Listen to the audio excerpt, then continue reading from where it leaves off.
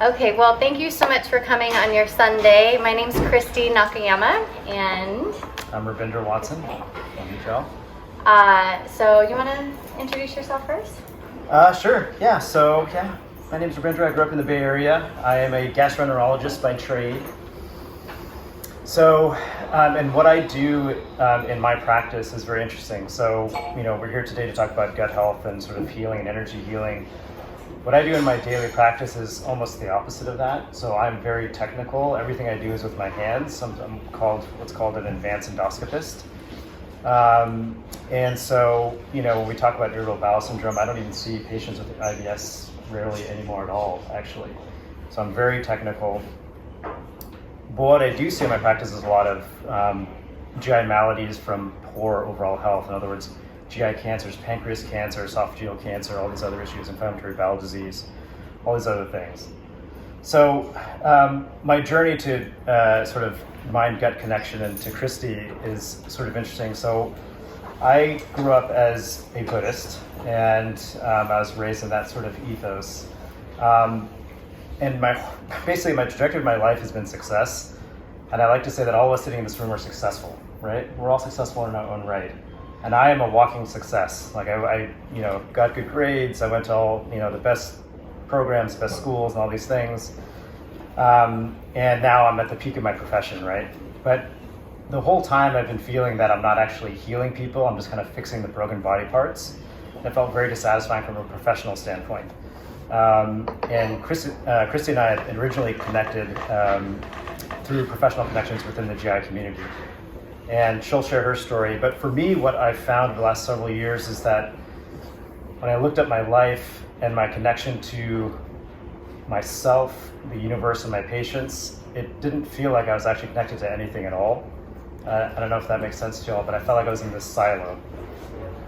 And then I felt like I was carrying all these things from my childhood, these traumas that I've had in my childhood that we all share to various degrees. And they started kind of just budding up and kind of manifesting in these very unhealthy ways. And despite my success, I'd be self-medicating all the time to get through and kind of not dealing with these emotions that I had deeper inside. And then as I matured and I sort of developed my meditation practice, my Buddhist practice, all these wonderful people came into my life and good mentors. And as I gained this maturity, I realized that, wow, I'm carrying so much crap from my life, from my childhood, from my parents' lives that they put on me, and it's totally fucking up my life. it's not working, right? Something is not working. Like, I am successful. I have all the good things. On paper, it still looked amazing. Yes, yeah. But it's not working. I don't feel authentic, I don't feel real, and I don't feel inner love and satisfaction, right? And I think we all kind of feel that way in some way, right? We're all seekers to various degrees. So that's my story. I've now developed this sort of my daily practice. And now I'm transitioning. It's very weird because I live in this dichotomy. I'm, again, a technical expert, but what I really want to do is connect with you guys and actually heal people and help them. And in so doing, heal myself. And that gives me a purpose and a passion and compassion. And the more compassion I live in, the better I feel. Then I feel like I'm really successful. The last thing I'll leave in part of the intro is like this quote I was sharing with Kristi this morning by a monk who I won't butcher his name, but he basically said, animals, right? They can provide for themselves, they can defend themselves, they can take care of their families, right? They can be safe, but they can't engage in any kind of spiritual path, right? And so when we look at our lives, again, all of us in this room, we're all successful. We're sitting in this room together right now in San Francisco. We're all successful. But what a shame is if we just stopped at what animals can do, right? We live our life, we're worried about our little things, but we're just kind of at that level. And what an opportunity we have to sort of embrace a larger picture and find a spiritual path for ourselves. It doesn't have to be mine, but it needs to be yours. And that's where I think we find satisfaction and happiness in life. And so I'm trying to sort of bridge the science with that path. And wherever I go, I don't know. But hopefully we can share some of that with you guys and help you guys. And he's being modest. He's one of the best gastroenterologists in the world. So I feel very fortunate that we have our friendship as we do. So I'm a Reiki master. I also have been working in the med tech space for pharma, biotech, and med tech for the most of my career for about 20 years. Similarly, I met Rabindra maybe 10 years ago when I was a med device rep, trying to get him to switch over from my competitor, albeit I think unsuccessfully. But we had a connection, just, a fun rapport in his operating room. But then we didn't speak for about 10 years. We both landed ourselves in San Francisco. And I noticed in my practice, I had a lot of my clients in my Reiki practice who didn't make the mind-gut connection, and we'd talk about things that were, stressors in their life, anxiety, things that were going on that were affecting their, chakra health or energetic health. And then separately, my clients would say, oh, and I'm having really bad GI upset and stomach pains. And so I reached out to Rabindra and I said, I'm interested on where you are in life in general, want to reconnect. But also, I explained to him what I was noticing with my clients, and that's when we realized both of our paths have kind of come back to this place of us having some sort of a spiritual, not awakening for lack of a better word, but connection to ourselves and back to self, really. Him a lot through meditation, and myself through meditation and Reiki. A little bit more about my background. I had suffered from depression my entire life from as early as I can remember, and severe irritable bowel syndrome. So my mom and I, after dinner, we'd have this routine. She'd get my whoopee, if you remember back in the 80s, that movie. She'd get my whoopee, my blanket. She'd throw it in the dryer and meet me in the bathroom because I'd have to put a warm, blanket under my shirt, and I would just be in pain all the time. So all the way through my 20s too. My parents, immigrants from Japan, grew up during World War II. They didn't understand therapy or anything like that. So by the time I was 24 and I could afford a therapist myself, I finally got diagnosed officially with severe and recurrent major depressive disorder and anxiety disorder. But I had known something was wrong with me my entire life and didn't know why. So that, coupled with my IBS, I just was very withdrawn. I was having a hard time making close connections with my family, with my friends. Again, on paper, I looked very successful. To my friends, I was one of the most successful 24-year-olds. I bought my first piece of property at 24. I was moving up in the biotech and med device industry, and silently really suffering from depression, about monthly episodes of really bad major depressive episodes. And at the time, I didn't know to call it depressive episodes. I just labeled myself and saw myself as a very depressed person.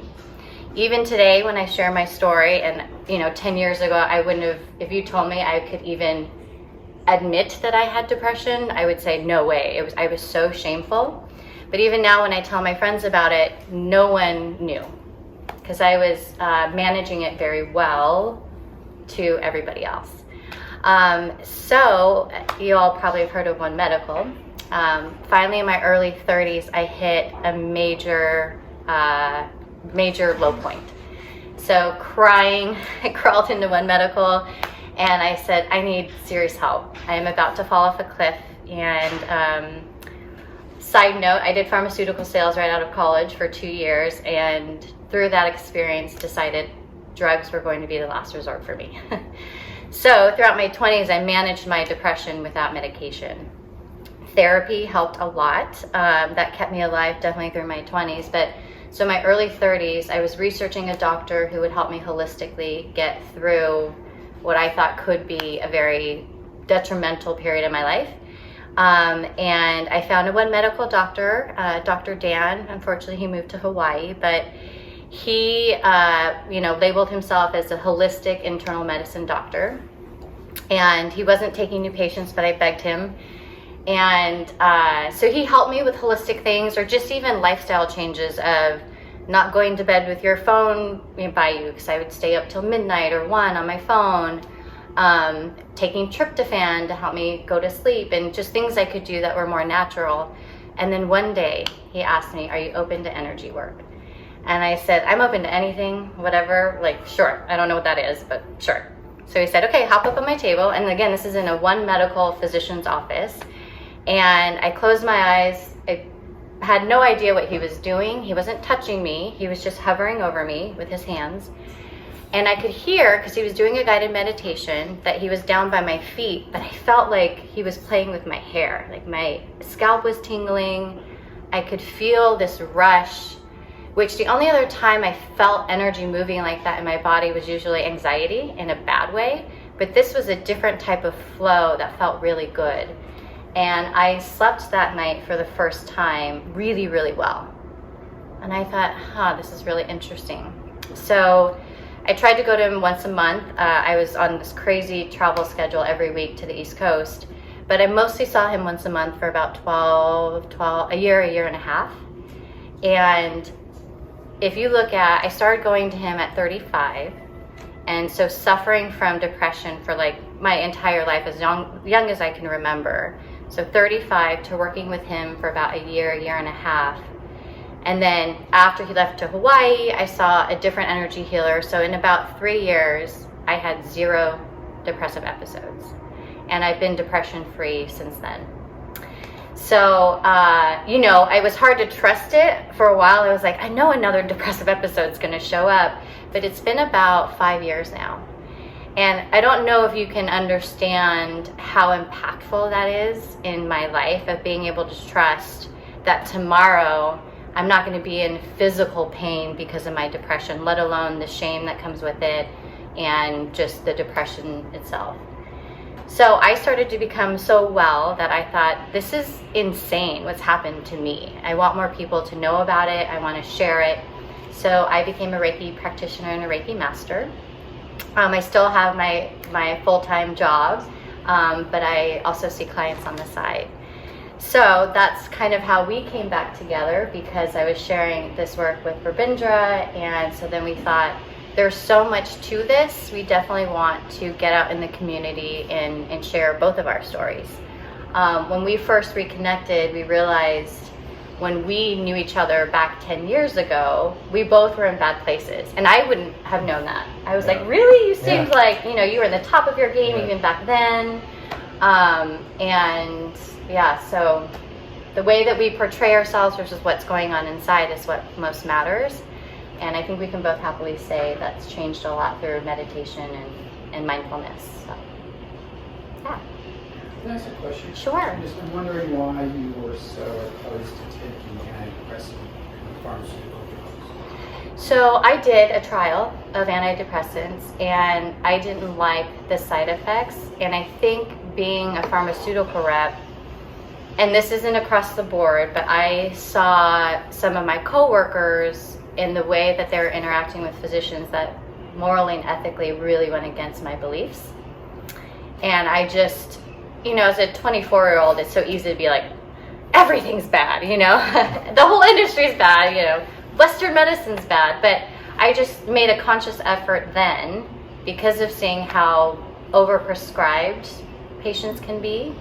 And even the nursing staff and the office staff I would become really close with throughout my offices that I worked with as a pharmaceutical rep, I noticed there wasn't a real drive to understand the underlying cause of patients. It was always treating the symptoms.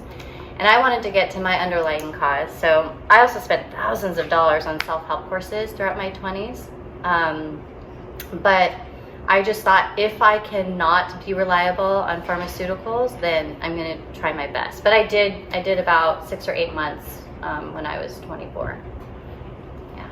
So I'm not saying no one should, but just for me, that was the route of yoga, changing my diet. I saw an acupuncturist regularly and a therapist regularly as well. I think you hit it perfectly too, because medications are they're an adjunctive therapy. That's the way I think about it. You add it on to actual work and actual healing and therapy. That's the way I look at it. And I think, like you said, it being on the other end, on the physician side, it's true.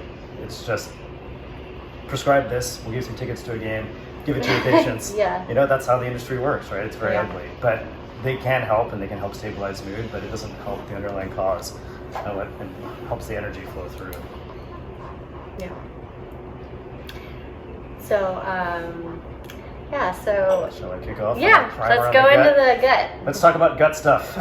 So I'm going to launch into a primer on the gut. I think all of us have a good sense of the general workings of the gut, but I just want to sort of lay out a primer so that we can understand what sort of the latest evidence is and with the way we should think about our gut. So the way I think that most of us treat our gut is like a trash compactor, because we put shit in there and then it compacts it and it comes out the other end. I think that's usually how we treat our gut. And then we ignore it, and then when it doesn't work, we like kick it and we get angry at it because we're bloated, we have IBS, we have diarrhea. So we have to think about our gut as a pretty beautiful and integrated system, right? So at its most simplest, it's a tube. We put nutrients in, the gut digests and absorbs nutrients, right? We all know that, and then we make food. So that's the beginning. The interesting part now is, how many of you guys have heard of the microbiome? Everywhere, right? It's like the thing. And so many companies are popping up down the street about dealing with microbiome. So the coolest thing about this microbiome, so the microbiome is basically the collection of bugs that are in our gut. We have more bacterial DNA and biomass in our body than the rest of our cells, right? So this diverse sort of ecology of bugs in our gut govern many things. One of the most important things is our immune system. So we never thought our gut was the seat of our immune system, but it is. And the interaction between the gut bugs and our cells lining the gut is actually where our immune system lies. In fact, all of the autoimmune diseases actually essentially arise in the gut. For example, so with diseases like of the central nervous system, like multiple sclerosis, Parkinson's disease, they actually have a root in the gut, which you would never think about. Parkinson's patients develop gut symptoms months to years beforehand, and then they develop neurologic problems. You can actually treat multiple sclerosis with hookworms from pigs. If you just take them by mouth, your immune system then redirects its immune response instead from your brain to these pigworms. And people fly out of the country, my patients fly out of the country to get this therapy. Not FDA cleared, but it's something. And the fact that it works is actually interesting, right? So that interaction between the gut bugs and our gut lining is critical for our immune system. The gut is also an endocrine organ, meaning it governs hormonal signaling. So these gut bugs that we have actually produce serotonin. We have more serotonin in our gut than in our brain, right? That's sort of a catchphrase thing to think about. People call it sort of the primitive brain, right? So all these signals come from the gut bugs to the nerves in our gut lining. They go up to our vagus nerve and then go up to our brain. So the things that we eat govern our mood, right? So there have been randomized controlled trials of taking certain bacteria like lactobacillus, and people's mood improves after 2 weeks under controlled conditions, right? So again, it's that interaction between the gut bugs. If they're happy, we're happy. So the way I like to think about the gut now and sort of our modern model of it is that we have essentially a complex ecosystem in our gut, and we are the farmers. And our job is to sort of feed our gut bugs appropriately so they make us happy, right? So, and I think the way we think about things in terms of biohacking and all these things is that we kind of tinker with the system too much. Like I get a lot of questions from patients that say, what do you think about L-glutamine?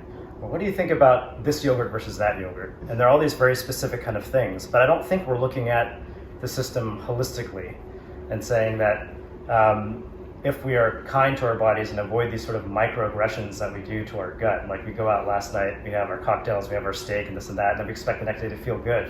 And you don't, right? So we have to consistently sort of stop abusing our gut and think about it as this beautiful garden that we want to feed. And if we change our mentality that way, I think it helps us.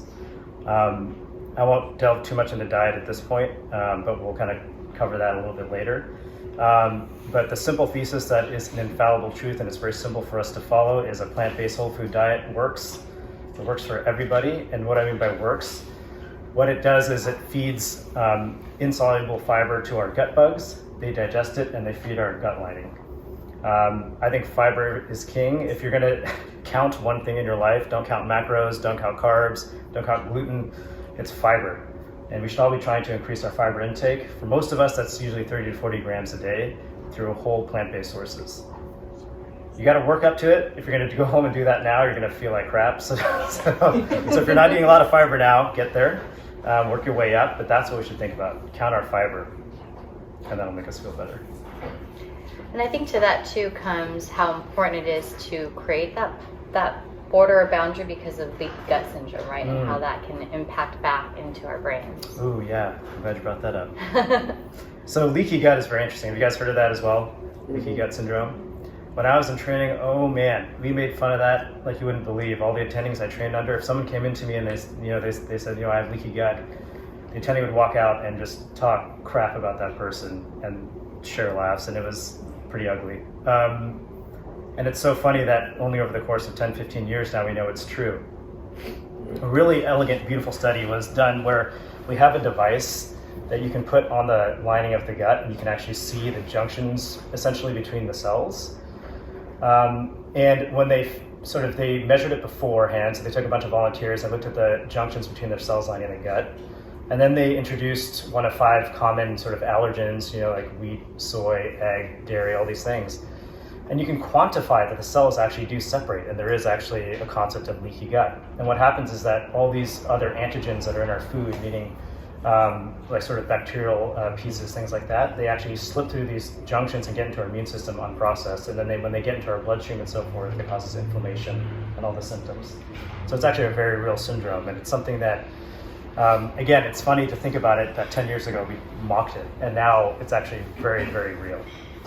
So sort of, again, if we have to care for this garden in our gut and stop thinking of it as a black box that we shove stuff into.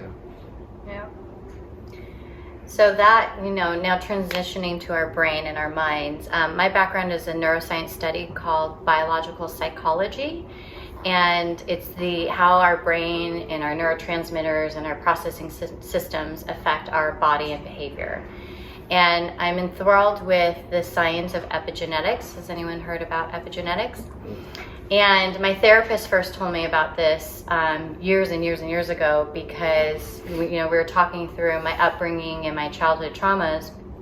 And so epigenetics, for those of you that don't know, we have our genes, and our genes don't change. But epigenetics, epi means on top of your gene. So it actually is a change in how your body reads your DNA. So it's a turning on or turning off of certain processes in your DNA. So how does epigenetics affect us? So studies have shown in early childhood, your interaction with your environment affects your epigenetics. So again, I mentioned my parents were immigrants from Japan. They suffered through horrible traumas growing up in the war. My dad watched his 2 younger siblings die in their home just because of malnutrition. And he was about, I think, 6 at the time. And so a 6-year-old who's forming these really important memories, looking at his siblings just dying because they didn't have enough food. And, he talks about everything that he worried about, like, am I going to die? Or, am I next? Because he was 4 of 6. And then both of my parents were separated from their primary caregivers, one of them. So my my mom was separated from both her parents for a while. Back then, like, one parent would come to the U.S., another would stay with the family, and then bring the rest over, right? A lot of immigrant stories. So both of them had these severe traumas when they were young, and Japanese culture, you don't talk through things, you don't see therapists. And so then, they marry, and they're bringing these traumas together in their marriage, and had 4 kids. I'm the youngest of 4, doing the best they can with what they had. I'm very clear about that now. But I was raised in a household that was very traumatic in a sense. But here's the thing with epigenetics, it doesn't have to be severe abuse or, these horrible immigrant stories.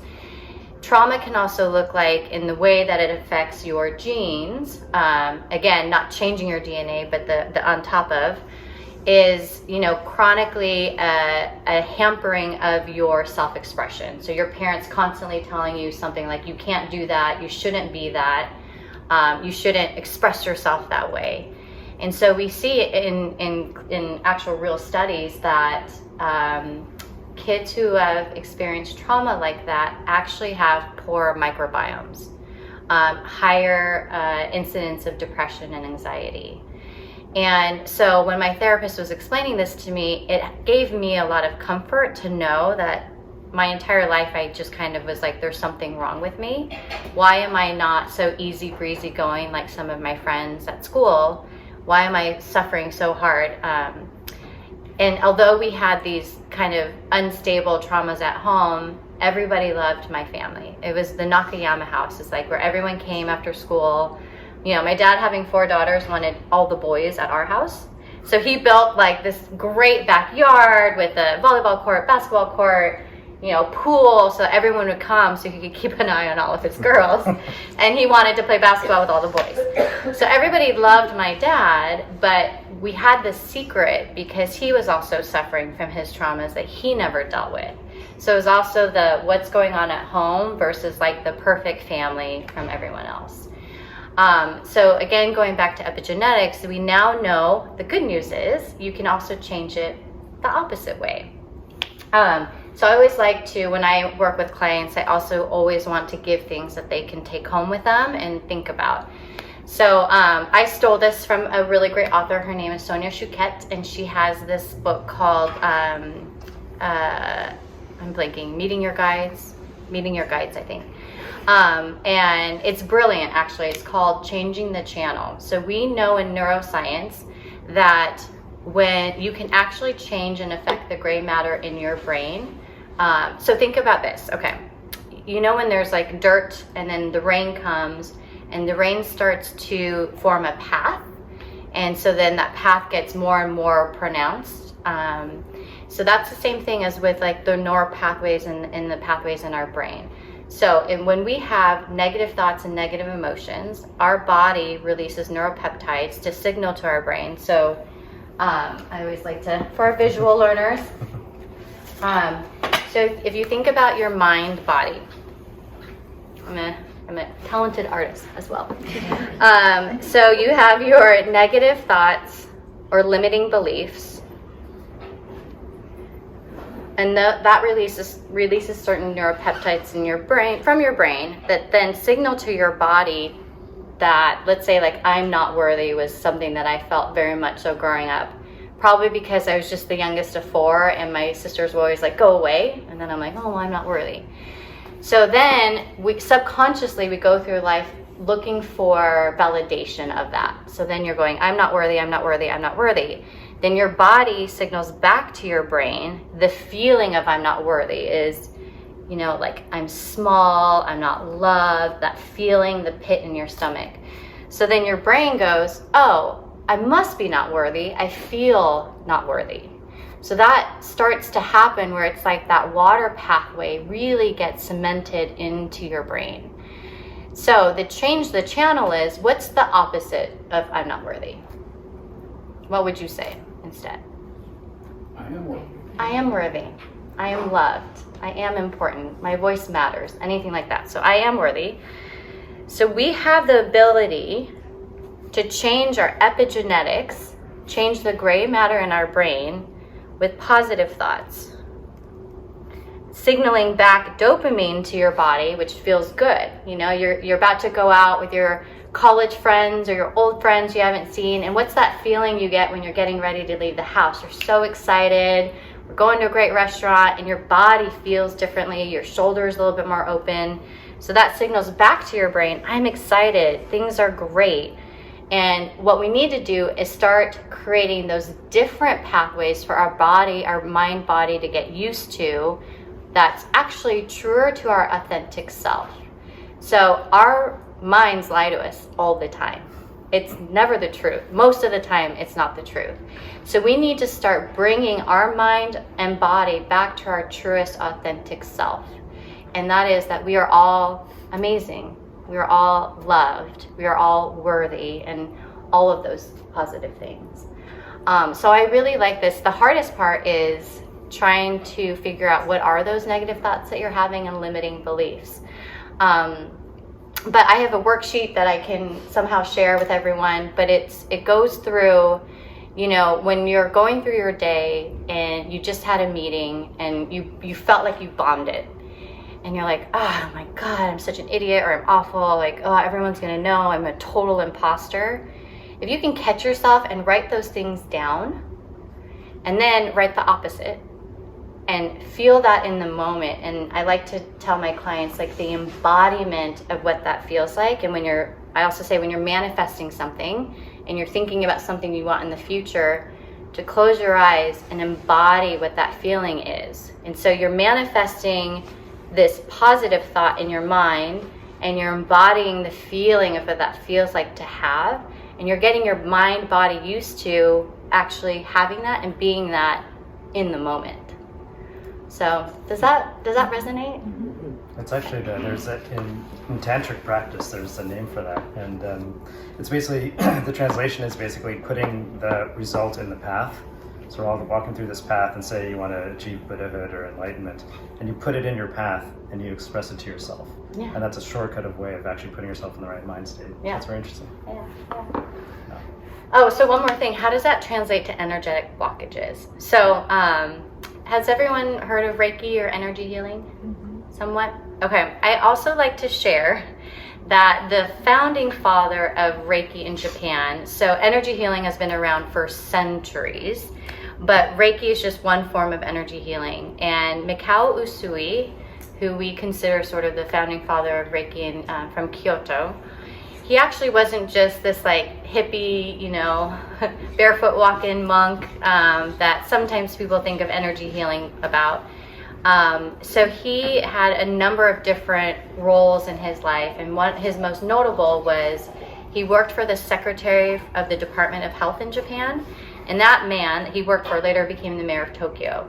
So he was a very respectable man in his community, and one of his most notable students was a man named Dr. Hayashi, and he was actually a medical doctor in the military.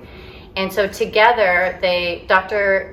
Usui asked Dr. Hayashi to open a clinic with him, and they actually, from a very, what we call Western medicine, but from a very medical doctor perspective, looked at how to treat patients energetically as well with Reiki. So I like to share that because I think, for me, I'm very science background, and that brought me some credibility in the work once I started looking into it, that it's not just kind of a frou-frou thing. But that there's actually a medical doctor behind, the effects of where you treat someone for certain ailments. So with the negative thoughts and things like that, I'm going to draw one more picture.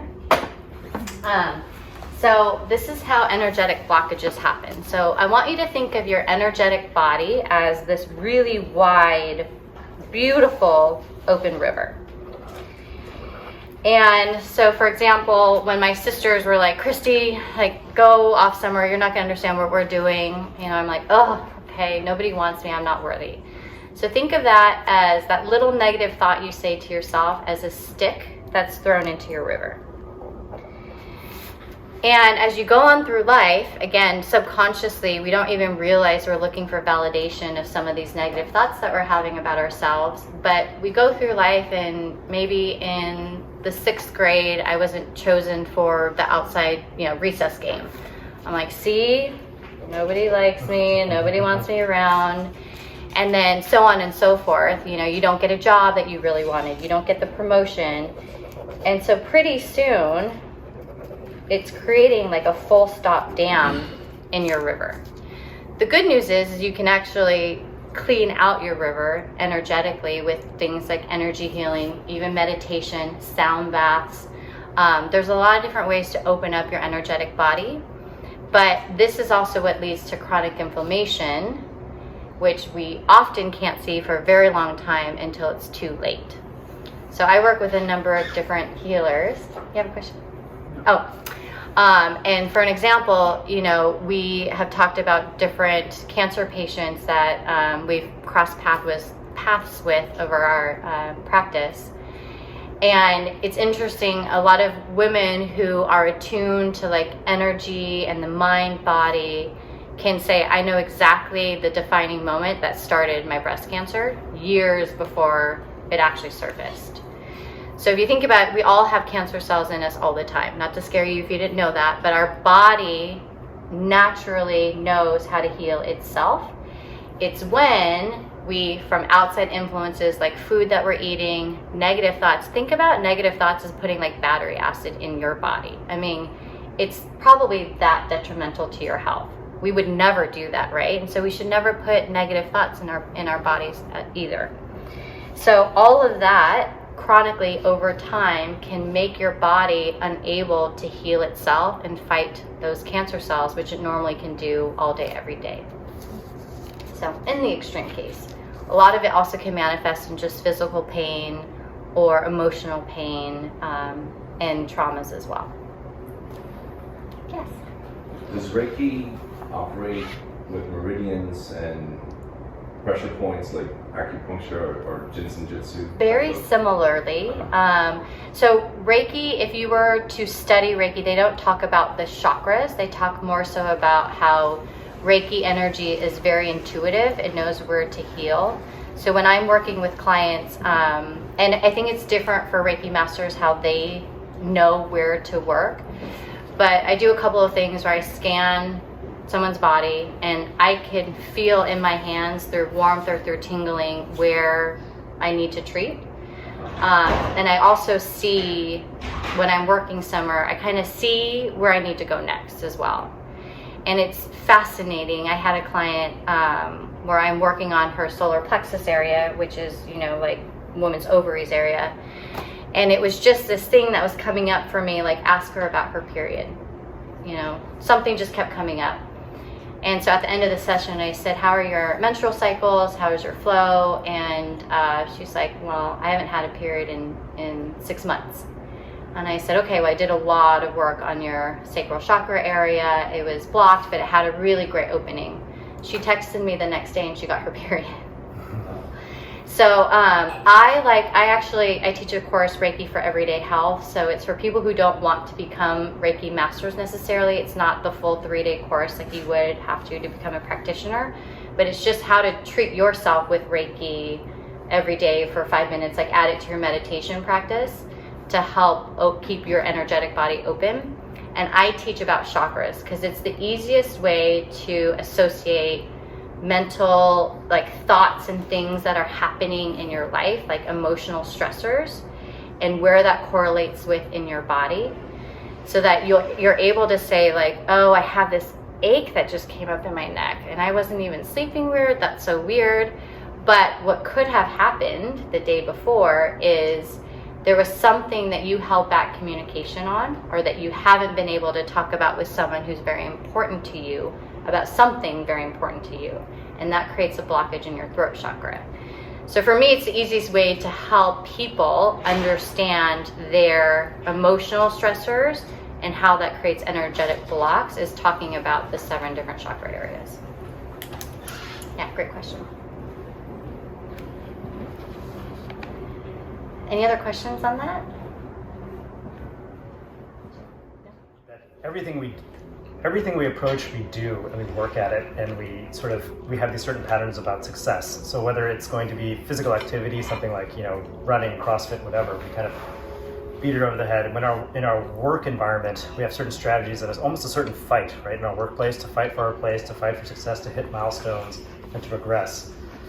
And the spiritual path and meditation actually is the exact opposite. And it's very hard for us to let go of our kind of patterns of thinking. So the classic thing is I have to go meditate, I have to go do this. And then and you were saying in the back, I have to practice this, so I have to do better in meditation. And we all, I've said this to myself many times, we all say this, I gotta do this, I gotta do this better. And it's a completely opposite mentality. And the spiritual path and the meditation path is a path of letting go, right? So we meditate to get rid of things, not to gain things, right? When we live in our daily life, when we're successing, and we're doing all our things, we have a lot of momentum in our mind, right? And we're talking about making lists and checking things off, and we kind of go through our day, and we're trying to connect with friends and family. We're trying to do our work. We got to get this yoga class in. There's a lot of momentum in our mind. The whole point of meditation is simply to stop and let go, and then recharge, right? So we're not doing anything when we meditate, and I'll walk us through it when we meditate together. It's my take on it, and I was telling Kristi, I self-profess to be the people's champion of meditation, because I don't think there's any correct way to meditate. I'll walk us through the basics of it, but Like you were saying, like we don't have to be in the lotus position. Our palms don't have to be up or down, right? It doesn't matter. The point is you're there and you're present. And whatever gets you to that space of peace and slowing the momentum in the mind, and the thoughts will slow down over time as you practice. And then we say we have a successful practice. But I think it's important to keep some sort of practice like that in our daily life, and I think we can all do it because we can do it for 5 minutes. So, for example, I have a young child and a very raucous household. So when my son was first born and things were crazy, what I would do is I would drive to work 10 minutes early and sit in the parking lot in my car and meditate. We can all find time to do it. And I always thought people must have thought like, oh, either he's crazy or he got off a night shift or something, because I just turn the car off and just sit. And I love it. And I still kind of do it because it's just an awesome way to start my work day. And then like, you're not fighting at home with the morning routine, right? You just have, we all have 5 minutes, we can do it. I tell my mamas to lock themselves in the bathroom, pretend you're going to the bathroom, and just do yourself Reiki on the toilet. Wherever you can find the time. One place of peace in the household. But we can all do it, and I admonish us all to try and do it, at least for this week, because you can do it for 5 minutes, and it's the most positive, peaceful thing you can do for yourself, because no one else is really caring for you like the way you should be cared for. And you can give that to yourself. And everything you do in that moment is just perfect. It's good enough. And I'll remind us as we do the meditation. And everything is good enough. So anyway, so that's my approach to meditation, my simple view. I thought it had to look like silence. Same.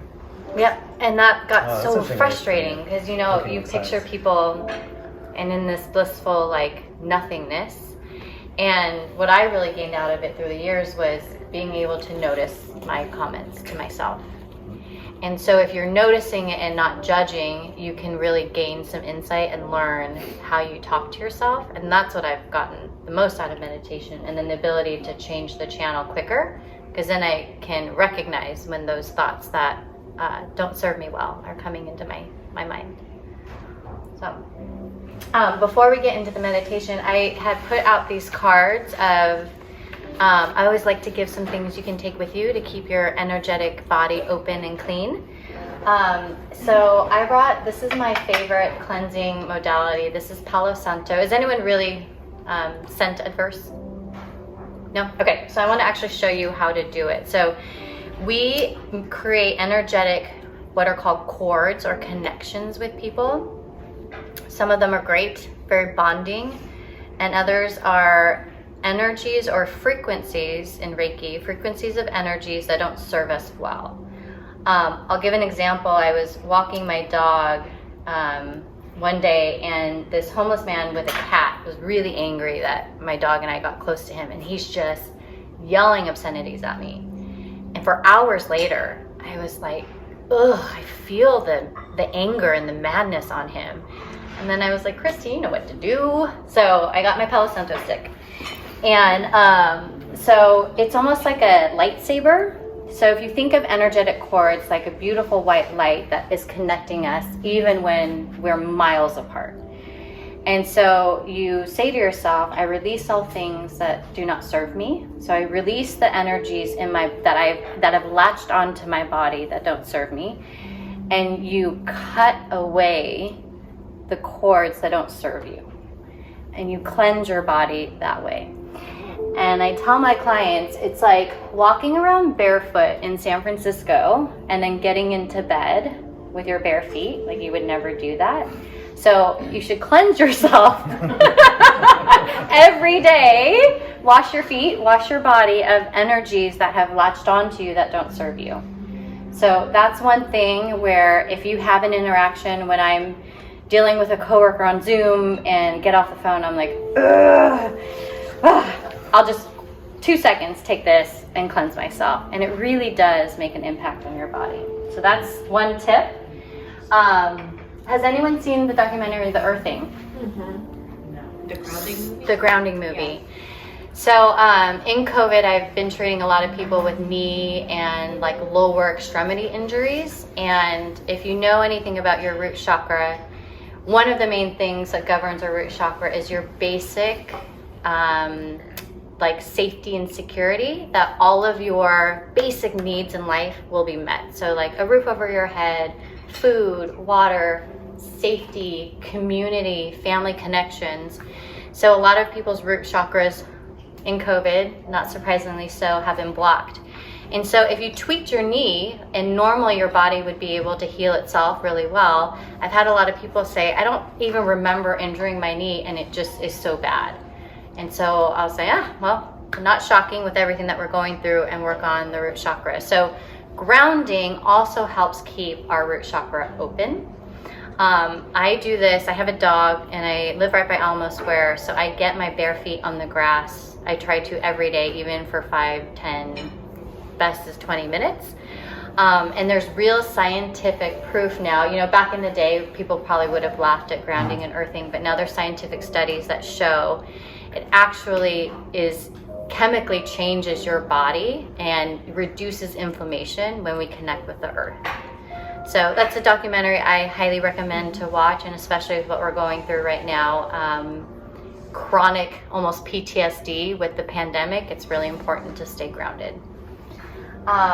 And then the last thing we talked about earlier is that flip the switch. I can't explain how important that is, to really start through meditation or other ways, really start to recognize the battery acid we're putting in through our thoughts into our body, and then having a plan to flip the switch. So when you realize you're saying something negative to yourself, like having it written down where you know what the opposite is and you can bring that forth. It happens to me all the time. You know, when I wake up in the morning, I'm like, oh, okay, I have this to do. I have all these meetings. Oh, I shouldn't have written that in an email. And then I catch myself and I just say, like, I am powerful. I am human. I am worthy. I am a contributor. And that changes the course of my day. So if we can all be a little bit more conscious and be kinder to ourselves by flipping the switch or changing the channel, I think you'll notice a difference in your energy, staying healthy and open. Okay, all right, should we get into the yummy part? Everyone ready? What's the name of the center in the wood? Palo Santo. Where can you find that? Amazon. Of course. Yeah, but also if we don't want to support Amazon, there's a lot of shops. Whole Foods, yep. And someone asked me about this stick can last for so long, one stick, and it just makes your house smell so good. And sage is another one, but sage burns a lot. Smoky. It's smoky, and Palo Santo doesn't. If you notice, like, it went out pretty quickly, so that's why I like Palo Santo. How do you spell that? Palo space Santo. You can get real food. Yep. That's right. Yeah. If you're doing it for yourself, you're doing it for your smoking. Yes. Exactly. So we'll be doing a guided meditation with Reiki. Absolutely fine if anyone doesn't want Reiki, but is there anyone who doesn't want Reiki? If you feel safe to say so. Yeah. Okay. Also, if you don't want it, you can just silently say to yourself, I don't want Reiki and I don't want to receive, and Reiki respects free will. But what we'll do is I'll start the guided meditation, which is a very opening to your energetic bodies and starts the Reiki. And then Rabindra will take over and he'll talk us through a gut-loving meditation. So, yeah. Could you turn the audio sound, the music down? It's down, you want down?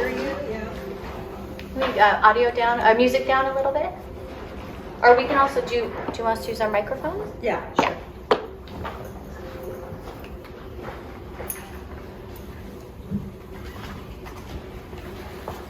All right, so go ahead and close your eyes. Again, it doesn't have to look any certain way, so as long as you stay comfortable in your body, feel free to move or shift. And let's just start awakening our bodies. So take a deep breath deep into your belly. Nice long, slow pull inhale, and exhale from your heart. So really visualize your breath into your belly and out from your heart. And then do a check-in. Is there anywhere in your body you can further release tension? Relax your jaw, relax your arms, your muscles in your legs. And then just become aware of how your body feels right now. And silently to yourself, say, I'm open to receive. I'm open to anything that needs to be healed in my body today. I'm open to anything that needs to be healed in my timeline, with my ancestors. And then just come to your normal breath. I'm going to talk you through a Reiki love experience.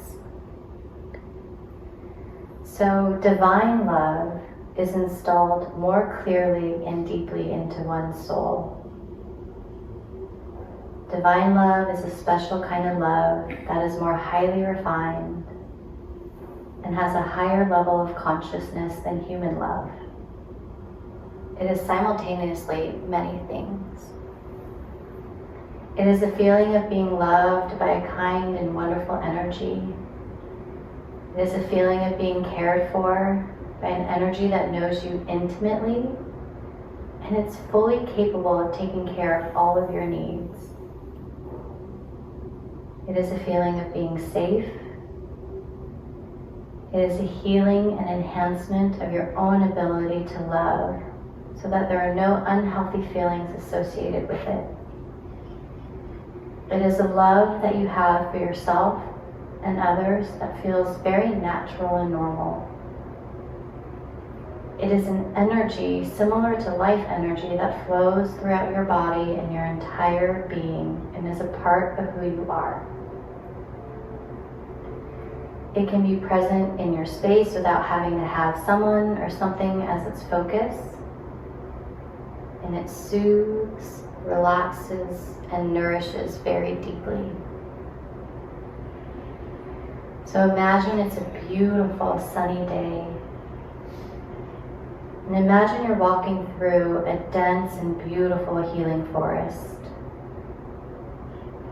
As you breathe into yourself, you're breathing in the life essence of the forest.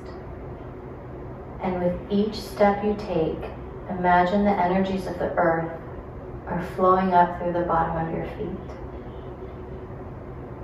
As you walk along, allow yourself to experience the trees, the way the leaves are blowing above you, the way that the sun is peeking through the treetops, the flowers, the plants, the mossy grass beneath your feet.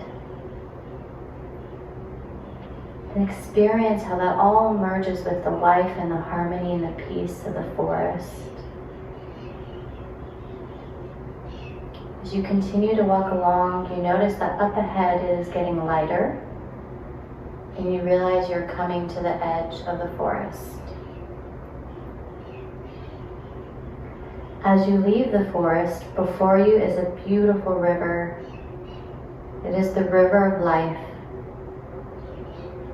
There are beautiful flowers growing, and along the river bank there is a path. You follow this path alongside the river. Eventually you come to a bend in the river, and there is a light breeze blowing, causing the surface of the river to have small ripples. The sun is shining off of the rippled surface of the water, creating a glittering, shimmering light. And you become present to that this is no ordinary light. It is a spiritual light, a healing light, coming from the highest place above in the universe. And you allow this light to enter your soul. And as you sit here connected next to the riverbank, The light will guide you. In this beautiful river, you can swim or splash freely in the water. Because this is a river of life, you can also breathe underwater and play, or simply sit next to the river. But allow this light to guide you. And allow the light to connect with you on a very deep level.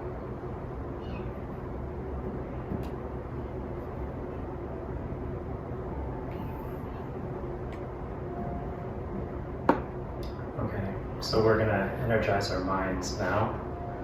I want us all to smile as we're sitting here. Let's all put smiles on our faces. And realize the compassion that we all share.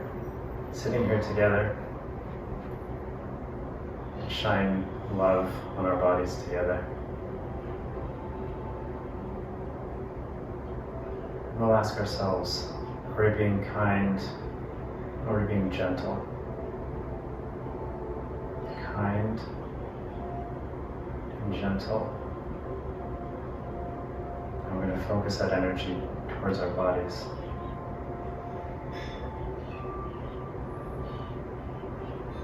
And we see that light. And with our in-breath, we breathe that white light in.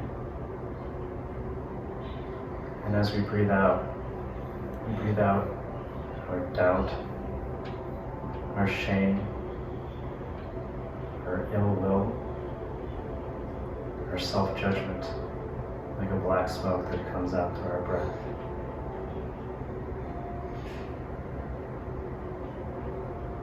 In white light and out the black smoke.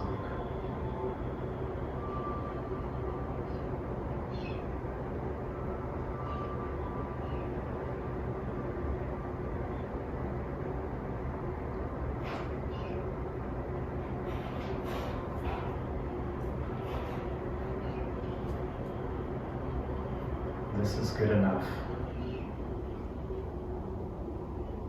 Right where we are.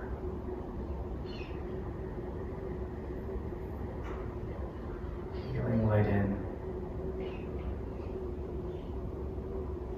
And the black smoke of doubt and shame out.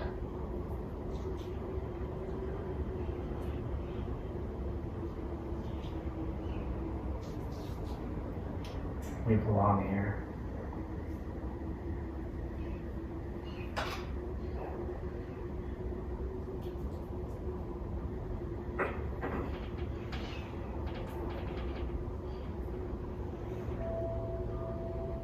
We're going to turn our attention to our breath. And with our in-breath of white light, we're going to direct that white light down into our esophagus and our chest.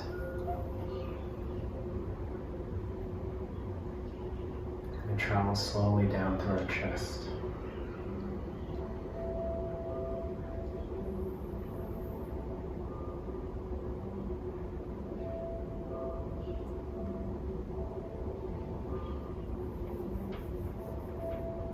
And as it travels down, this warm light heals our esophagus, our cells, all working together for us.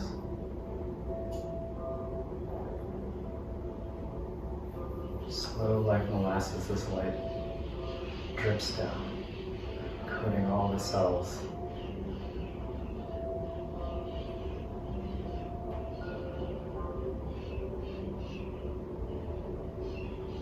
And we say thank you.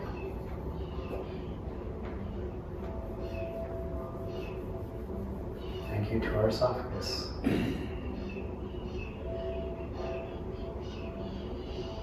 And the light drips down into our belly, down to our stomach. Every in-breath, the light comes down. And every exhale, all our negative thoughts escape.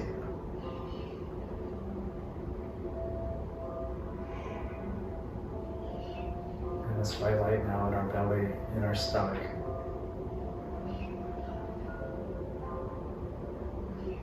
Our stomach works for us every day. Everything we put in, it dutifully digests and grinds it up for us, regardless of what we do.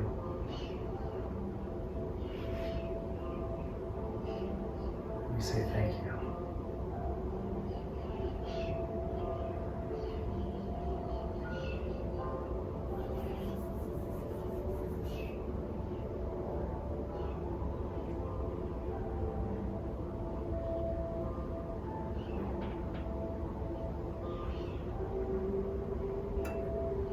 Turn our attention on the white light to the right side of our belly, where our liver lives underneath our ribs.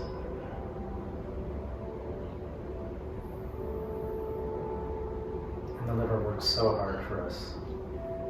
It detoxifies our body. All of the things that we put into our body detoxifies. Produces glucose and nourishment to all of our body.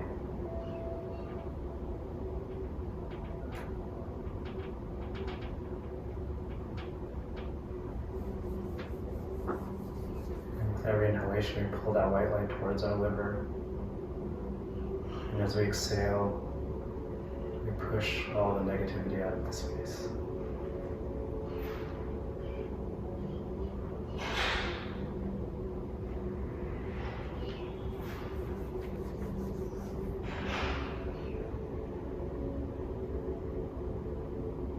And where we are is good enough.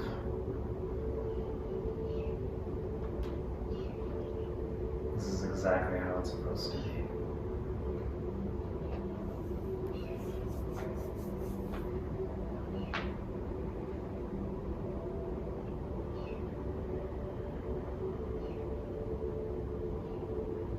And then with our next breath, our light travels downward to around our belly button, deep inside our belly.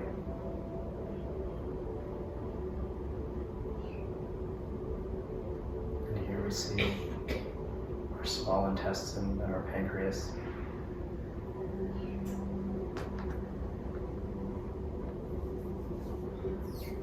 And our poor pancreas works so hard.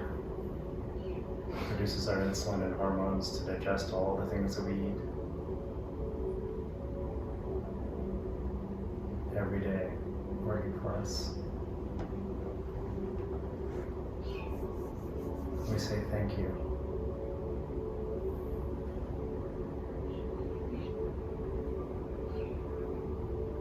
And we breathe in and the white light opens up the space.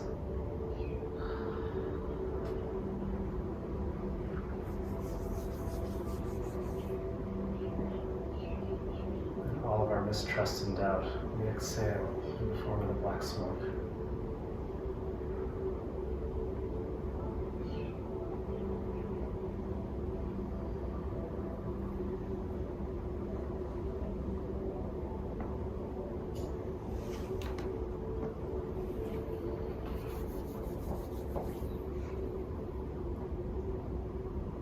Next, we transition our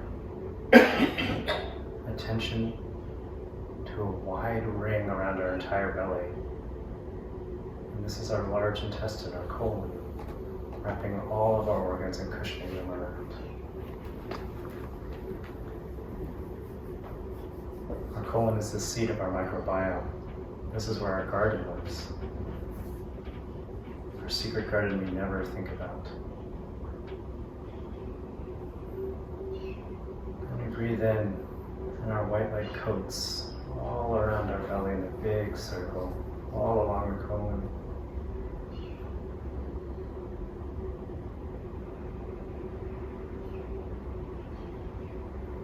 And as we do this, we realize we're not alone. These trillions of living beings are inside of us, have been with us our entire lives, and are working for us together. Their health and their life is our health and our life. We say thank you.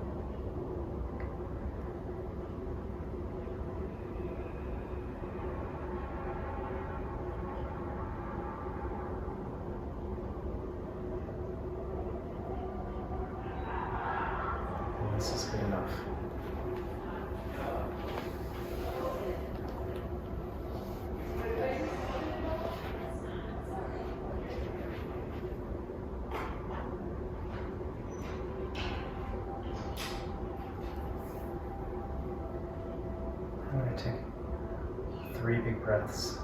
So first in, and our breath travels all the way down to our sacrum and out. We're kind and we're loved.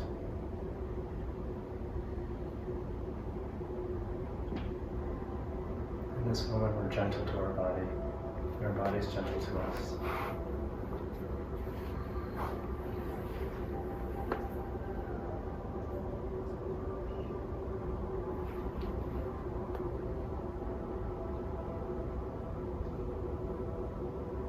And with that, we can open our eyes to the world.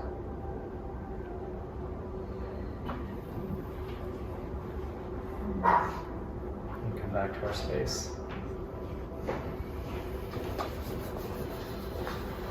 Thank you.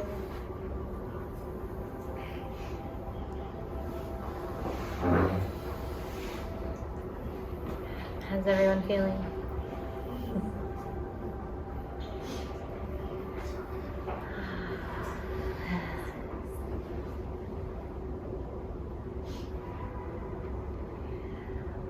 Well, thank you so much. We did want to ask if there was anything that you have questions on or anything you're expecting or wanting to learn or hear that we can answer for you. I think you said you were going to get to the food part of the microbiome, like how to. Absolutely. Yeah, that's always the big question. Suggestions. Yeah, so as I said before, our main goal is to feed the gut bugs the microbiome so that they can interact with our body in a positive way. Generally speaking, what we want to feed them is a plant-based whole food diet. So that's a simple answer, right? Our fruits and veggies and fiber. I tend to try to shy away from supplemental fiber like Metamucil and things because you're missing out on all the goodies that are in plant foods. So that the sort of the buzzwords and things we talk about are polyphenols and antioxidants and all these things. Many of the fruits and vegetables we eat, they have their own microbiome that we're just discovering as well. And we're realizing that introducing those gut bugs actually into our commensals actually help us too. So that's yet another reason to eat these whole foods. And one of the questions that comes up is, okay, especially to all my carnivore friends, is they say, well, I enjoy meat and animal products. What is your stance on that? I'm firmly against dogma in all of its forms, right? So, I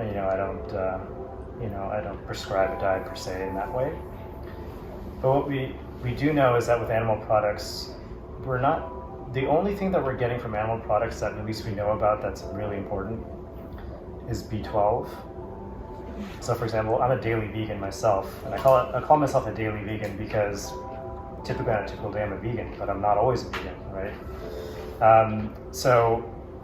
In vegans, bacteria produce B12, and it used to be you would eat plants and the bacteria would come with it and you would eat that B12 or they'd convert it to B12 and you'd be happy.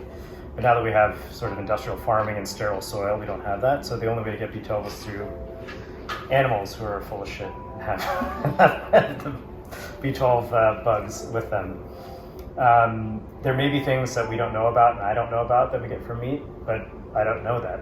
So I generally say stay away as much as possible because we do know that they contribute to heart disease and cancer and all these things, and acidification of our bloodstream. On the other side of things, the positive things beyond a plant-based whole food diet are fermented foods. So like kombucha and kimchi, sauerkraut, those types of things. Those have nice prebiotics and probiotics to feed our gut. The most common question I get is beyond specific supplements is what probiotic should I take, or should I take probiotics? And that's a really big topic. But my very simple answer to probiotics is this, that again, we have trillions of gut bugs inside of us. All of our signatures in this room are completely different. They're not the same. So if you say that if I take 40,000 colony-forming units of lactobacillus, am I going to be happy? I have no idea. I don't know what your gut, and I don't know what your signature is versus mine versus yours and whoever else, and I don't know what that effect is going to do. A lot of probiotics, what we do is we ingest them, and most of the time they get actually broken down before they even get to where they should sit in our colon, so nothing's happening. A lot of times they actually just pass through because there's sort of an established colony. It's like there's an established colony lining your gut, and if some new guy comes in, they're defending their space. So a lot of times you take a probiotic and it just goes right through. Right, so we don't really know. We don't know how long the changes last, right, in terms of when you're taking the probiotic. All the science is muddy at best. So anybody telling you their probiotic is absolutely science-backed is just not true. And so we don't know what the effect is going to be. Now, if you're taking a probiotic because, say, you're constipated and constipation-predominant IBS, and it seems to help you, that's great. And I encourage you to continue taking it, but I can't say in a good conscience that you should take this probiotic or this probiotic works for you. There are companies now in San Francisco now that are trying to define the microbiome and prescribe diets and supplements. And of course that's profitable, but that's not really ready for prime time yet. So hopefully sometime in the next decade we can do that and try and optimize our microbiome. But as I said, I was telling my friend this actually the other day, that our goal in terms of happiness is basically living with a guilt-free conscience towards ourselves and to everything else, because then I don't have to think so much, right? Because when you do things that aren't skillful, right, you have to think. I mean, skillful, I mean, sort of performed in a positive way, in a nurturing way. So you're trying to live a guilt-free life. So and the guilt-free life is the simplest way to do things. So when I approach diet, I think the simplest way is a plant-based whole food diet. If the probiotics are working for you, take them. If they're not, don't take them and get off them as quickly as possible because you're taking something else. And again, as we all know, these are things we all know, but we don't do, right? That's sort of the point of all our self-care. We all know what we're supposed to do, but we don't do it. When we think about diet, I call it sort of the Holy Trinity, right? So we know that a plant-based whole food diet is beneficial to our body, and that the fuel that our body needs with all the crap that exists in our environment. We minimize our exposure to toxins and all those other things, and pesticides, persistent pollutants that are concentrated in our food supply and the meat supply. We respect sentient beings and all animals, right? We all know that's true, and we all care about them. But yet we have this sort of cognitive dissonance between what we're eating and our cat and dog, but we know better. And then of course the environmental effects of industrial farming and things like that. So we all know this is true. So the more that we can sort of gradually get ourselves into, again, a guilt-free life, then we're free to enjoy life. We don't have to think about it. So that's why I try to tell patients about diet. There's so many great cookbooks and websites and stuff. One of the cookbooks I love is like Eat Like You Give a Fuck. and they have a lot of good recipes in there and stuff like that. There's like, we can all figure it out. There's food delivery services. We can all get there. But anyway, so as all change is gradual, but as we push ourselves in that direction, then we don't have to worry. It's almost like a set it and forget it with your diet. Now I know we're all busy, and again, we're busy successing. So once we can start squaring away our diet to where we feel good and we know that we're doing good things for ourselves and everyone else around us, then we can kind of set it and forget it. And that whole issue is settled. And then we can move on to other things. And like I said, I'm not dogmatic. I'm out with my friends. I was telling Kristi, I went to Sushi Bar in LA, this great place, and I had fantastic sushi and it was delicious, no regrets. But we all are human and we make choices and we want to be happy. And also the enjoyment of food and the nourishment we get, right? So you can't be dogmatic about it, but you can push yourself towards a better daily diet. We can all do that. So I had a question with regard to antibiotics. So I'm immunocompromised, prone to infections, and whenever I do have one, they usually just hit me with antibiotics. And so I'm wondering, okay, obviously it's killing the good stuff in there too. Like, is there like a recommended, something that I can do to help my body rebuild, like its healthy colony of, workers? Yeah, that's a great point. And, this has been well studied too, and Kristi and I have talked about this, that, that antibiotics can have such deleterious effects on our microbiome and our wellness in general. And they've done studies looking at, a single course of antibiotics can affect your microbiome for a decade, especially in childhood and all these things. But again, in your case, these are necessary, medically necessary. So in those cases, then I think concentrating on fermented foods, because they have a lot of good prebiotics, that can actually help nurture the gut bugs? With fermented foods, so I know about kimchi and all that, but being Indian, heavy focus on pickles, like Indian pickles. Yeah. Not the same thing, right? Like, do Indian pickles, like, and you might not know, but like, do they have like anything that's beneficial, or are they not? I don't know kind of in the same- specifically. I honestly don't know if it's just pickled, if it that would have the same Because they're effect. fermented. I was just thinking because they're fermented If too. if they are fermented, then I think sort of biochemically, then yes, it's doing the same thing. To be a pickle, they kind of have to be fermented, I think. Right. I don't know. I don't know. Is so it they're pickled or is it pickled, fermented? Right? I don't know. I don't know the nomenclature. But that can certainly help. So fermented foods. Yeah. Okay. Yeah. Exactly. It is interesting though. There are a lot of studies that show, like you said, a single course of antibiotics in kids can wipe out their microbiome, but then the effects and years on mental health. So it is really important to replenish. And when you told me about the kimchi thing, I started eating kimchi a lot. And I'm a very hot body. Like, I could sweat through my clothes at night. So I have to eat it in the morning so that I kind of can sweat it out during the day. But I feel like it really did help from my sleep and anxiety perspective. But what really resonated with me when you said the prebiotic, it's like what your healthy gut needs, and it's like the food for your microbiome. And so that's the difference between a probiotic versus something that's feeding your natural gut bugs. So yeah, that to me made a lot more sense of eating those fermented foods versus taking something that I'm not sure my body wants. Right.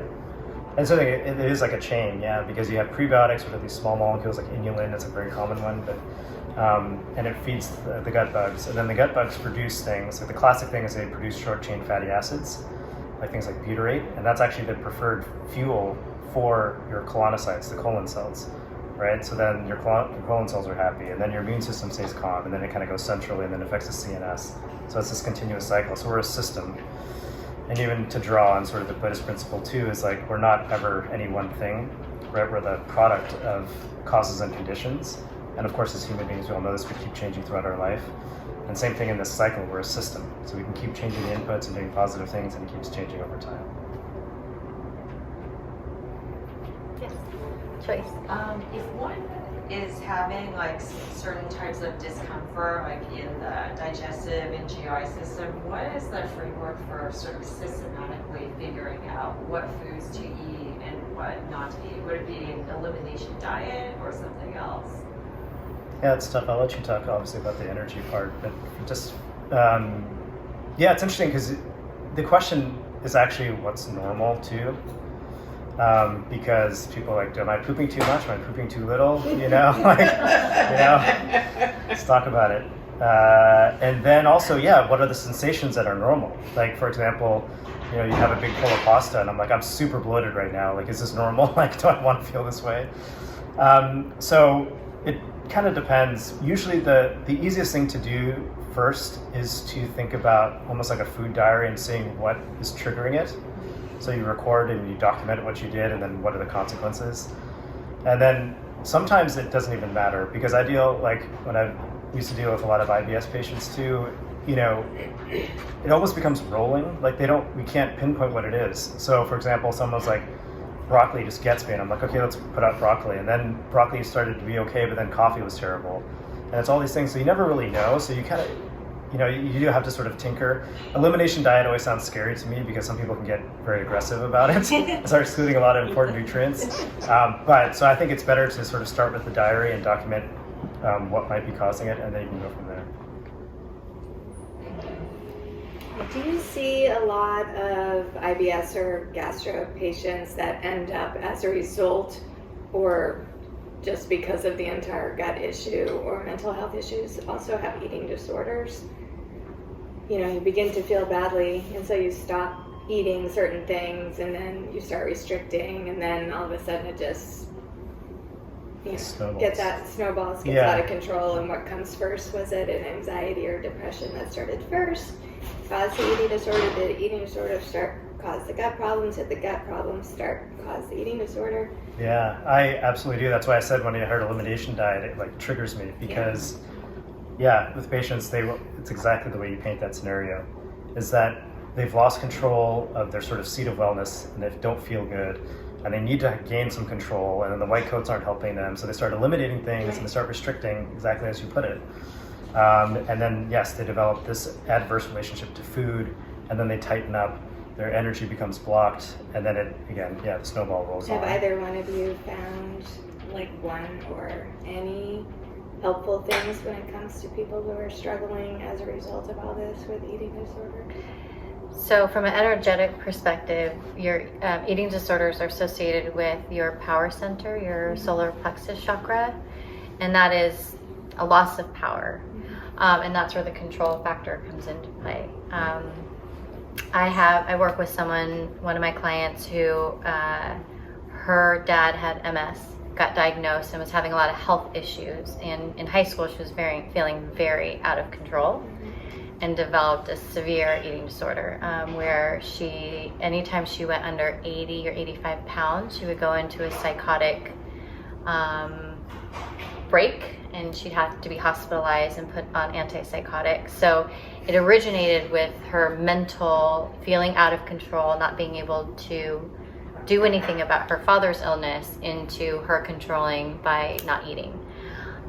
So when I'm working with patients or clients who have expressed to me that they have had struggles or currently have struggles with eating disorders, we always bring it back to the cause of, what was the time in your life where you felt really out of control about something, or you were feeling dominated and controlled. My Reiki class yesterday, I had a couple of women from a Chilean culture, and it's a very machismo culture where women really don't matter. And so we talked a lot through a lot of that, of like where they first felt that they lost control or couldn't ever have control of their own lives, and how that plays out in their body physically. But from an energetic perspective, we talk a lot about, what could have caused that original blockage, and then what triggers can ongoingly cause blockages, where your reaction is to control, and some of that comes out with eating disorders. Yeah, I think the root is an energy problem and a trauma problem, ultimately, and then a resulting gut problem. Right, exactly. That's my bias, is that all of what we call irritable bowel syndrome, it really just means our gut is not agreeing with us, right? That's all it is. It's a catch-all phrase. But to me, it originates from an energy problem, and again, a trauma problem. And again, as you had mentioned, these aren't necessarily have to be big traumas, but they're more importantly micro traumas that we carry with us in the narrative that we tell ourselves, and the things that we think we don't have to deal with, or the things we don't know we have to deal with, right? And that's where it starts. And then, of course, then there's the insults and what I call the microaggressions in terms of our bad dietary choices, or the bad feelings we have, and then resulting in bad dietary choices, and then our environmental exposure to bad chemicals and things. But ultimately, the root is I think, emotional. I'll give, one more example. So my friend's mom had colon cancer, and your colon is right around here. And, in talking through with her sort of where she thought that may have originated from, she was sexually assaulted when she was younger, but didn't quite think it was sexual assault because it was her boyfriend. And of course, her boyfriend loved her, so it couldn't be assault, but when we really dug into it, she definitely did not want to have sex with him. And so when we talk about the little, sticks in your river that block your energy, through time, not surprised she developed colon cancer. And so a lot of these things, from our sacral chakra our solar plexus chakra to our sacral chakra to our root chakra, a lot of that is like our power, our expression of who we are, our relation to our healthy sexuality, our relation to abundance and safety and security. And so when a lot of that gets disrupted, especially from a very young age, can create a lot of this GI stuff. Like we talked about, the body always, what was the book you told me about too? The body keeps the score. The body keeps the score. Mm-hmm. There was always a physical correlate to every emotional state, right? And we're going to carry it with us. Yeah. And I think when you brought up the example of the trauma and the colon cancer, I was curious about Crohn's because I've seen a real disproportionate share of Crohn's disease in, say, adults who were sexually abused as children, for example, or had severe trauma. And I just am curious about, is Crohn's like is that what gets diagnosed after, like, you know, they catch all IBS, then if somebody has that ongoing for, at what point is Crohn's diagnosed? I think, so in general, one should try not to scope everybody, even though that may not be practice. But but once you've eliminated, some of the other things, then you'll scope them, and that's how you make the diagnosis of Crohn's. Crohn's is an autoimmune condition, right? So autoimmune means we don't know what is going on with the problem, right? That's the bottom line. Is that really? That's all it is, right? Autoimmune. We just don't know what's going on. It's the catch-all category. Right. Shit has gone crazy. That's what autoimmune means. It means your immune system has gone nuts, right? So, and again, all of those. So, Crohn's disease, ulcerative colitis, rheumatoid arthritis, psoriatic arthritis, psoriasis, multiple sclerosis. These are all autoimmune conditions that have gone batty. So yes, you do see a lot in our practice in terms of once they've been worked up, we diagnose the Crohn's. And then if you look at the solution, that means we don't know the answer, because our solution to that is to put people on powerful immune suppressants. So, which basically means we don't know what's going on, so just turn down that angry immune system, just turn it off through chemicals, right? That's our solution. So, which means we don't understand the disease process. And I firmly believe that again, that is an energy problem and a trauma problem. That's how it starts. And then you produce physical changes in the gut, and then of course a leaky gut and bacterial problems and dysbiosis. But those are all results of an energy problem, right? And then we just throw the nuclear I certainly option. believe that. I've seen it. The kind of interesting part. They start healing. Start healing from a mental health psychiatric standpoint. Their bodies get better too. So in epigenetics, also we see in rat studies. So their biological and genetic makeup is very similar to humans. We probably don't want to think about that. But they look at very nurturing mothers who, when a rat is a nurturing mother, she hinges her back to create space for the babies to nurse and to be able to move around to different nipples. And when a young baby rat has, kind of a traumatic upbringing, the mother often lays on top of them. So they're being squished and trying to nurse.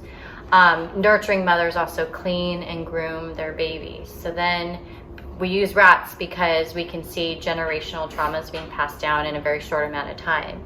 So they look at the grandchildren of that mother who wasn't nurturing, and they introduce a very stressful stimuli. And those rats have a reaction very similar to PTSD and have a poor microbiome. So that's the other thing, is we inherit trauma. But the great thing too with energy work is that actually works on traumas that you've inherited. So I don't know if anyone's ever felt like they just are carrying something that's not theirs, or they're having, a problem or a reaction to things that you just don't quite know why that reaction is there, even down to control issues or, anything. We actually also inherit traumas in the epigenetic makeup. So, yeah. Can you talk a little bit about the diagnosis and treatment of leaky gut or malabsorption of nutrients? Like, I'm familiar with the Genova test, but it's diagnosis leaky gut or malabsorption. Does that work or not? Like with the stool test. And then what do you do if you find out you do have leaky gut or that malabsorption? Right. So again, I'm not as familiar with the test performance characteristics. I know it exists, but I don't know actually what the actual data is, like the sensitivity and specificity, and how exactly that test is validated either.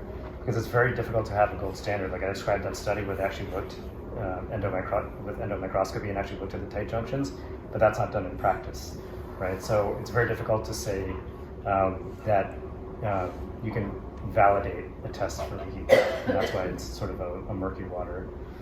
You can look at what people eat, and you can actually test. Again, this is all just experiments, right? But you can you can introduce foods and antigens and then test their blood and look at their presence and whether they're there. But again, this is all experimental things. So it's very difficult to get a clear diagnosis and say that I have, leaky gut, whether, it's clear or not. The solution to leaky gut is, again, to me, it is a problem with dysbiosis or an unhealthy microbiome, and that's what leads to the inflammation and the separation of the cells between the two. So there are specific dietary approaches to it in terms of altering diets and actually starting with a very simple, almost like an eliminated diet, and then adding things back and seeing what happens. But it's still sort of a titrate and see what happens kind of approach. And that's all I'm familiar with. I don't know of any other science in terms of how to treat it. It really ends up either being an elimination backwards or starting from nothing and simple plain foods and then building up from there. Maldigestion is a very nuanced thing because I don't know if you guys have heard of SIBO at all, or small intestinal bacterial overgrowth. So that's a very interesting one and that's also involved in maldigestion, because the idea is that you have most of your bacteria is sequestered in your colon, and then it sort of creeps and crawls into other places and higher up in the gut. And what it does is that it competes for the nutrients that you ingest. And instead of those getting absorbed and the rest of the stuff going to the colon, they start digesting it so they can produce gas. So classic is bloating is the classical symptom. But the other one, the important thing, is maldigestion, because now they're competing for nutrients that your body should have absorbed by that point, but the bacteria stole them essentially. That was described decades ago in people who had surgically altered guts. So they had major gastrointestinal surgery, and then he said, oh my gosh, the bacteria is overgrown. They would do these tests to test for it. What's interesting is that those tests are not very reproducible. They're not well validated. The tests like the breath test and things like that to look for bacterial overgrowth. And for some reason now, it's like you would diagnose, a patient or two a year a couple of decades ago. Now everyone has SIBO. And coincidentally, pharma has non-absorbable antibiotics like rifaximin that will magically treat SIBO. I don't know. Now, it doesn't mean that people can have dysbiosis, which means an aberration in their microbiome that's not healthy for them, and it has to be improved through diet and caring for their bodies in the proper way. But I think we're overdiagnosing SIBO and just throwing things at it in an incorrect fashion. I read a book from Dr. Emran Meyer. He does a lot on the mind-gut connection, and My former colleague. Yes, your former colleague. And so he talks about some dietary things that can have led to, I think in studies, leaky gut. So high-fat foods, especially from meats. But also what I thought was really interesting about his book was he talked about how we are farming on depleted nutrient soil. We are feeding cows corn farmed on depleted nutrient soil. So now our cows have leaky gut and poor microbiomes. So, it's very early. We can't say a one-to-one causal relationship, but if you think about A, high-fat food diets aren't good for us, and B, the type of diet we're getting from, massively farmed cows also is poorer than how cows used to be a long time ago. And that's why also a lot of people are becoming gluten intolerant, gluten insensitive now, because the way that we are producing our gluten is a microaggression on our bodies as well in our guts. So I think it goes back to the whole plant-based diet. I'm a pescatarian myself, and I wish I could cut out dairy all the time. When I buy cheese, I feel guilty because I'm like, oh, those cows are pulled from their mothers. But I love it so much. But, and talk about not feeling guilty. I'm always guilty when I buy cheese. But yeah, there are certain things that absolutely we can eliminate and that don't contribute to a leakier gut. Yeah. I was, I'll just share, was diagnosed with SIBO 3 years ago, and it was actually more like just a wake-up call. It was a symptom of the root cause, which was just a really stressful work-life imbalance. And so when I went to a gastro at Stanford, and he was like, prescribed a breathing app. Like, that's are awesome. you deeply breathing? And I was like, I'm not Yeah. deeply breathing into my belly. I love that. Yeah. That's That's awesome. step one. And then I was forced to keep a food log, which I just realized I was eating crap because I was traveling for my job, which was really causing a lot of stress, and I was eating crappy food and drinking lots of alcohol. So I cut out like sugar, Starbucks, alcohol, a lot of animal protein, and just I actually meditate. I did a meditative food log. So I would eat an ingredient, like almost nothing on my plate, just one ingredient on my plate. And then I would sort of meditate and see how it made me feel in the body. Like, did it raise my life force or drain my energy? And that really forced me to look at everything that I was eating, ingredient by ingredient. So I rebuilt my diet back to like what made my body feel really strong and healthy and full of life force.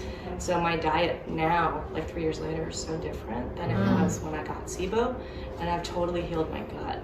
Wow. And also started meditating since then, which is like, so this is like, oh, gut-mind connection. Yeah. Walking proof that that actually I does love that work. though, the eating and It then really going in Yeah. inward. Because now I teach my kids, I have twins who are 14, and I'm like, look, food is life force. Like, this is how you should look at your food. It is the fuel of your life. So when we eat food, we're getting actually the energy and the life force that the food gets while it's in the ground, growing under the sun, and so actually how your vegetables and your animal products, if you ingest that, are treated while they're alive, and how life force gets into them is what gets transferred to your body when you ingest them. So just looking at like food from a completely different angle of not like what makes you what tastes good, but what feels good from an energetic perspective when you eat it. So I just never look at food the same way. And it can be a fun way to do it too, especially when you're at home or with your partner or your family, right? And you can totally flip the script and think about it in a different way, and it can be a project for you guys, right? To try and figure out what works for you, for your family, and what makes you all feel good. So. Sure, one more question. Just with regard to fasting, and fasting not in the intermittent sort of things and whatever, but fasting more just kind of like that naturally ends up happening because that's what you feel the most comfortable with. Like, I don't feel the need to have 3 meals a day, for example. Maybe sometimes 1 meal is enough, sometimes 2. And it's really not, I'm not very disciplined about like when or whatever. It's like, I'm like, oh, okay, I'm hungry, let me eat, that kind of thing. Is there a negative effect to your gut and to your energy from a Reiki perspective of doing that? If you feel like I think I feel healthy, so I can't feel an adverse, reaction to it. So, but I sometimes wonder, like, am I doing my body a disservice? Maybe my body doesn't need it as much. Like, what are your thoughts on that? Or do you want me to go? I don't know if I have an answer to that. I think, the best Okay, listening I'll to start your with the body. science. You think You about go, that. No, I'm kidding. Also, to get to your point about rethinking diet too, is this concept of like gustatory pleasure, right? What we get out of food. And we live in and I'll answer your question too, but we live in this society now, and we have the means to just get satisfaction out of everything we do, from the moment we get into our luxury vehicle to the clothes that we're wearing, nice fabrics, and every meal has to hit the spot, right? It's got to be right, and you got to get the cheese plate at the end to get satisfaction. It's like, dude, we gotta slow down. So I always call it, I don't want to say washout because it's too extreme, but we almost have to pump the brakes and wash ourselves out and be calm down. We're getting life force from food. That's enough. We can enjoy it, right? But it doesn't always have to be the best meal of our life every time. And we almost have to reset our palate that way too. When you're trying to get off sugar and things like that, it takes a while. But that also feeds into the either, so just for nomenclature, time restricted eating versus intermittent fasting, right? So a lot of us are doing time restricted eating now. It's very in vogue, where we concentrate our food intake to a certain time period during the day. And the whole idea between that and intermittent fasting is this idea that we shouldn't be in a fed state all the time. Who said that we have to eat 3 square a day, right? That wasn't evolutionary, right? Was it? Who knows, right? But we just kind of decided that's how we should eat. And there's a concept that maybe we should be in a fasted state because that helps our body sort of reset. In other words, both from just an insulin and glucose management perspective, where we should actually be totally devoid of food and be in a fasted state, and those sort of levels calm down. And then sort of ghrelin, the hunger hormone, you may have heard about, that goes really high, that's what makes us hungry, but that actually correlates also with insulin sensitivity and obesity and bad cholesterol. So we should maybe tamp things down and have a period where we're starving. And then the other thing too is that when you start talking about intermittent fasting as opposed to just time-restricted eating, then there's this concept that, have you guys heard of the term hormesis? So hormesis, my simplified definition of it is basically that if you make something think it's going to die, then it's going to clean out all the bad shit and make you better. So in other words, when you stress the body, so through intermittent fasting, we get on a very low calorie diet, say 500 calories a day for 2 days, something like that. Then this concept of hormesis comes into play where our cells basically turn over, so all the senescent old cells, we call it autophagy, but they basically get digested and thrown out, and you kind of renew everything. So there's that concept where it kind of resets the immune system, so there's some benefits to that. So for you, in your specific case, for example, like if you're saying like, I don't want to eat 3 square, then good. Like you don't necessarily need to. And basically the question is then from a scientific standpoint, are you getting the calories and the nutrients you need, which I'm sure you are? And do you feel healthy? Yes. Then from my view, from the science standpoint and nutrition standpoint, I think you're fine. As long as you're getting what you need every day. So it doesn't have to be like, you know, because I keep thinking, well, there might be nutrients that I'm not going to get in one meal that my body might need, but I'm not giving it to it because now it's got to wait. Maybe it's got to wait 3 days until it gets it. You know what I mean? Like if I'm not eating, because your variety gets greatly reduced because you're not eating as much. Yeah. So I keep thinking about it because I'm like, should I force myself to eat? I don't know. It depends too also on your healthy state and whether you feel like you have like anorexia, like a reduced appetite state. That could be a sign of something going wrong, right? If you're saying like, oh, before I was eating like this and now I just don't feel like eating. Yeah, I've been like that since I was a kid. Yeah, so then that's your normal sort of homeostasis then. So there hasn't been an aberration. And then again, because we're in a nutrient-dense world, and I'm sure you're eating a relatively healthy diet, you're getting everything you need anyway. And as long as we eat a variable diet too, because we can't eat the same thing every day, then that's when we miss out. So. Ask one more question. Sure, I'm looking at Amanda. Are we okay on time? And we're good. Okay. Yeah. You guys have plenty of time. Okay. So you talk a lot I'm about, coming in for closer. Okay. you talk a lot about trauma and depression as underlying causes, and there's a lot of studies recently at a lot of universities for MDMA and psilocybin for effective treatment of non-treatable depression and PTSD. I wonder what your opinion or experience with those things are. I feel like you could help us answer too. Yeah.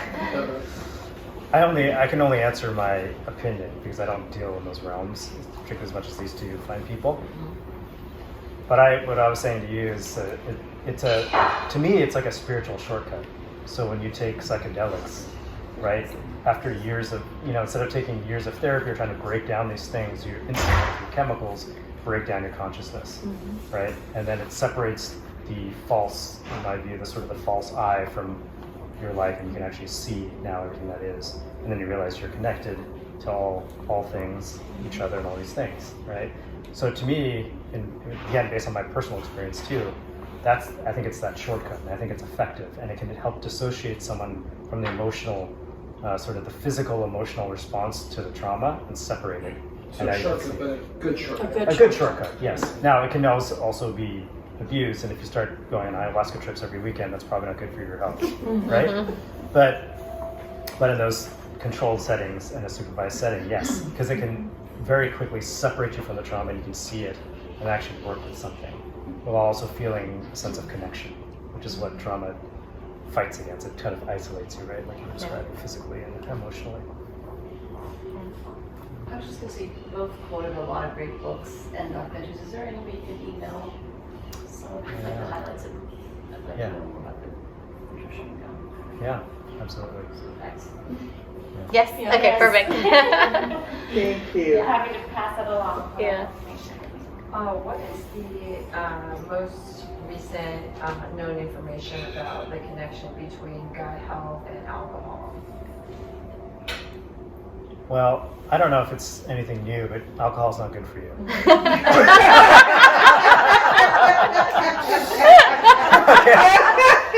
Newsflash. There's just there was a New England Journal article, which the New England Journal is like our Oscars of a publication. Like if you get one in there, like you've made it. And they were reviewing all the ill health effects of alcohol. But yes, alcohol's not good for you. There's remember these studies that came out in the late press too? They were like, oh, if you drink 2 beers a day, that's actually good for you, or something like that. Or like wine, red wine. Red wine. So here's the funny thing about red wine, right? So first of all the resveratrol, not all, but the majority of the resveratrol research was actually all retracted, and the guy falsified all of his data. The guy who proselytized on it. So that's number one. Number two, that's all found in grapes. So, right? Yeah, right? So you can actually eat grapes and get all the goodies without having it all fermented out and having alcohol. But it doesn't justify the fun. Yeah, I know, exactly. It is fermented. Yeah, right, it is. It is. But it has alcohol, but it has a lot of alcohol. Alcohol is a cytotoxin, like it's not good. There's never been an example where alcohol is good. In fact, if you like to hear, in my technical side of my life, I use alcohol to ablate things. So I take a needle and stick it in people's bodies and put in pure alcohol so the cells die. I think that's kind of gets to the point.